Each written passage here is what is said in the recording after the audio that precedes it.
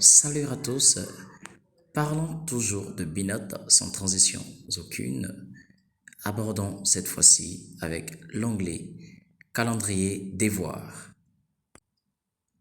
Alors, je vais rapidement, comme à l'accoutumée, cliquer sur l'onglet calendrier devoir. Voilà. Et là, comme toujours, il m'apparaît cet espace. Voilà. Un calendrier de devoirs se faisant donc par classe, voilà, établi par classe, autant pour moi. Alors ici, nous avons les classes suivantes, sixième, la cinquième, la quatrième, ainsi que la troisième. Alors selon les différentes classes qui ont été déjà ajoutées, voilà, nous avons celui de le calendrier de la sixième, voilà. Lorsque je clique, voilà, je clique également sur voir. Et là, au grand constat, nous avons donc les matières ajoutées. Voilà, au niveau des calendriers des classes, nous avons ici pour la classe de sixième, le français en ajout ainsi que les mathématiques. Voilà. Alors, nous avons donc le professeur, voilà, le professeur exerçant, voilà, le professeur enseignant la matière dont il est question, le numéro de téléphone de ce dernier ainsi que son numéro WhatsApp. Voilà. Et là, nous avons le calendrier, voilà, des devoirs affichés au semestre ainsi que du second trimestre.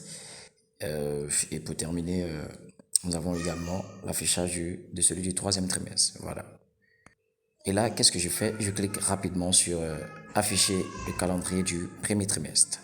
Et là, qu'est-ce que je fais? Je clique sur afficher le calendrier du premier trimestre slash premier semestre. Voilà. Et voilà, il se présente comme suit.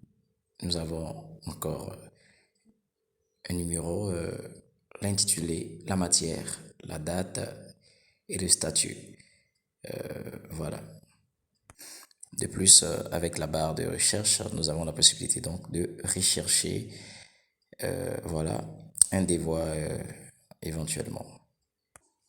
Et donc, pareillement avec le programme de cours, voilà, du second trimestre ou encore du second semestre, ainsi que du troisième trimestre.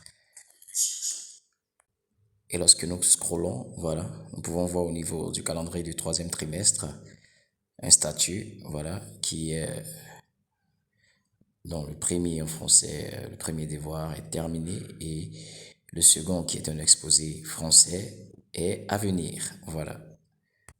Et donc voici ainsi présenté, voilà, cette partie concernant l'onglet calendrier et devoirs, voilà. Pareillement, nous pouvons voir avec la classe de cinquième, voilà, nous cliquons également, même procédure, sur voir, voilà.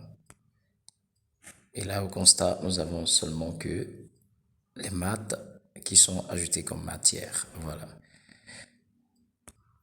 Toujours, voilà, selon les matières ajoutées.